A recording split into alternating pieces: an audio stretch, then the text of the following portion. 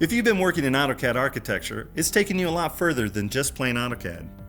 But if you want to take your firm to the next level, you should consider Revit. Although AutoCAD Architecture is a BIM solution, it may not be the best fit for your company. Revit can take us in new and exciting directions, not to mention improved quality and increased productivity. But the transition from AutoCAD to Revit takes commitment, planning, and what I call a positive mental attitude, or PMA for short.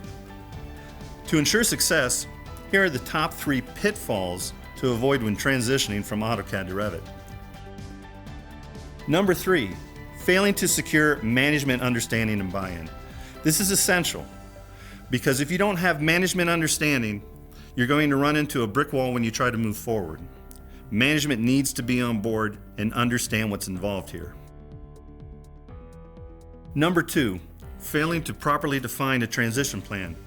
You need to take an objective look at your firm and plan for revising existing process standards, control, knowledge, and constructability. You can't just dust off your old CAD standards and apply them within your Revit environment.